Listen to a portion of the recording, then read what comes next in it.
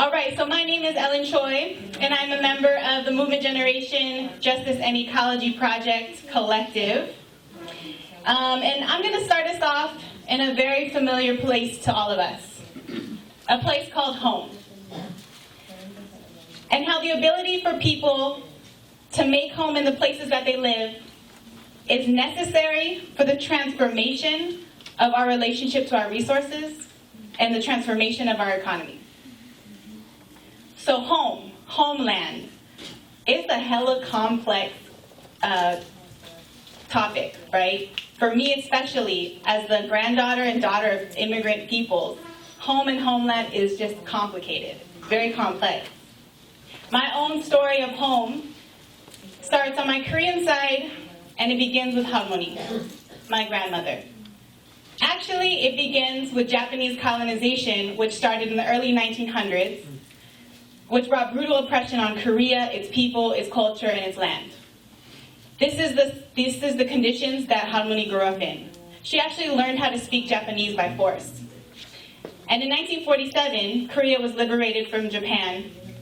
Only 2 weeks later, did US and Soviet imperial troops were they on the ground in Korea to colonize and start a new era of war on the peninsula.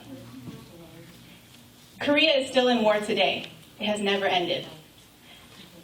Our people, my people, they were farmers back in the day. Slowly, through decades of war and loss of land, our family began to slowly lose their livelihood, right? We were pushed off the land through colonization and forced into urban areas in Korea. And then it was the Korean War and other trauma of war and colonization that pushed us away from Korea's peninsula itself.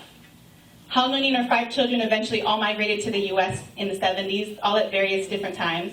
My mother, the youngest of those 5 children, came last along with Harmony, and they ended up in Koreatown, LA, aka the land of the Koreans outside of Korea.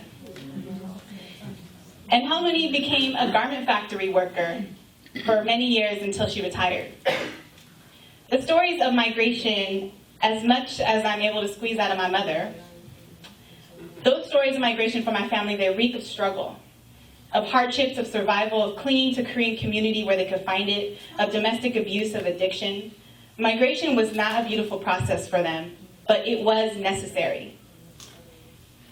So for me, this conversation comes back to this concept of home. And how once a farming people, my people, then faced colonizations for decades and then were forced to disconnect from that land. We were denied the ability to make home in that place. And by make home, I mean they were denied the ability to cultivate the land, to have a sacred relationship to that place for a sustained period of times like our ancestors once did.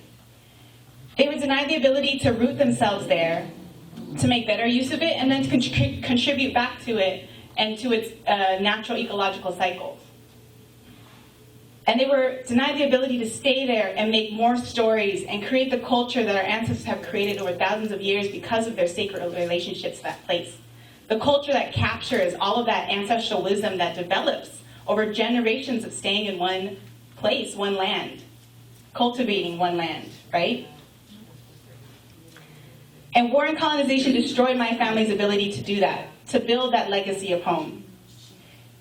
And it created the gross conditions that pushed them literally from our homeland to seek a better life in the US, where the concentration of wealth and power in the US then told them that the American dream lived here, right? They left home only to enter a migration experience that criminalized that migration through false borders that made the false pathway to the American dream a pathway of struggle. When seeking another place to make home, they found that trying to make home in the place they ended up with wasn't easy either. So, in my story of home, my story of migration is not unusual, right? Many of you probably have stories that sound very much like that. How dare this system create the conditions that uproot our people from their homes, deny us that relationship to home, then when we move to seek home in another place, they criminalize that migration that we are forced into, and then our people are not allowed to make home where we end up. And in addition, in many cases, we are also denied the right to return to those places to try to remake home again if we choose. This system is clearly set up to serve an elite few And to be clear about the economy, this current economy's role, right? The extractive, capitalist, imperialist economy that we live in right now, the causes and impacts of economic and ecological destruction, they are inseparable. The same economy that causes war is also causing climate change, right? And also, ecological and economic destruction often come as causes of each other. So we know that drought and access to water is driving conflict all over the world.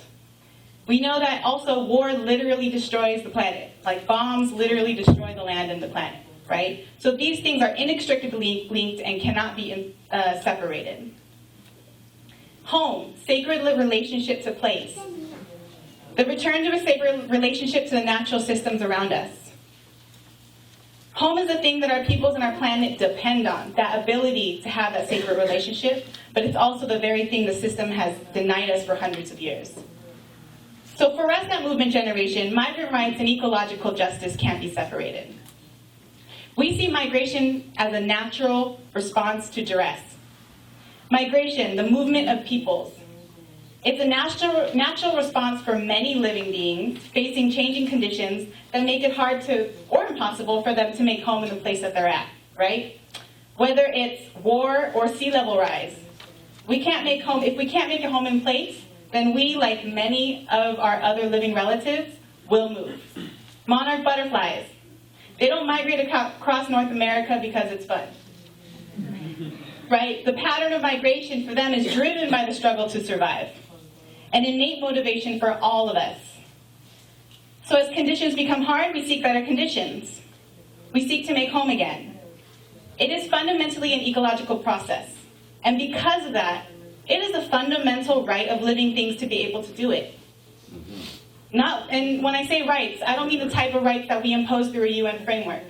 I mean the right because it is unstoppable. We will continue to do it because we are simply ecological living beings on this earth. We didn't cross the border crossed us.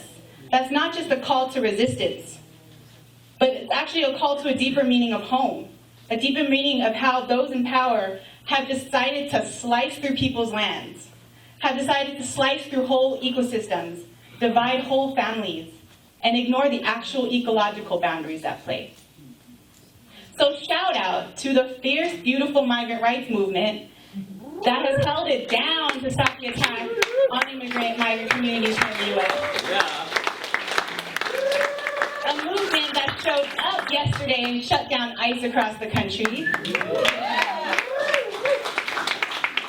And we also acknowledge that the folks on the front lines fighting every day for the safety and dignity of immigrant and undocumented folks are also looking towards how immigrant communities are particularly vulnerable in the face of this current ecological crisis.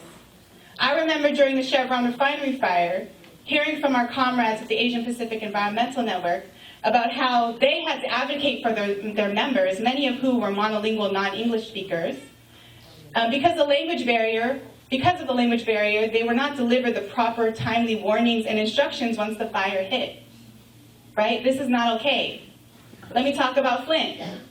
News just came out this week about how undocumented folks in Flint continue to drink lead-poisoned water because they live in a system where they are in fear of deportation and detention every day. This is not okay. This economy is clearly mismanaging our homes. And it is this economy's time to end now. Yes. It is time for a just transition to a better, more beautiful future. It is time for the liberation of land and life from the current economy.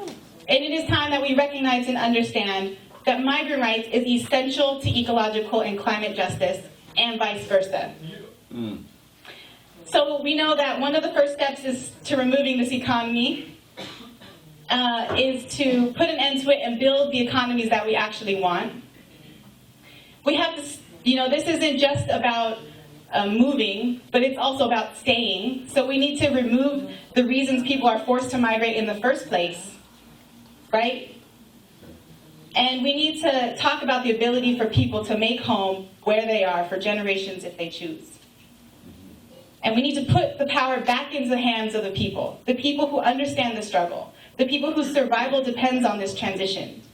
We know those people with the ancestral wisdom for taking care of place who have, not too long ago, have understood where, how to take care of those places for sustained periods of time, have created that culture. Also the people who have lived on our blocks for decades and understand, those neighbors who understand how Oakland functions, how the block functions, what's good for this area, right? Who understand the ecology of their home.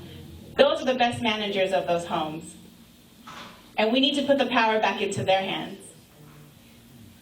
So with that, I welcome you tonight to MG's conversation on race, class, and ecology, on migrant rights and ecological justice.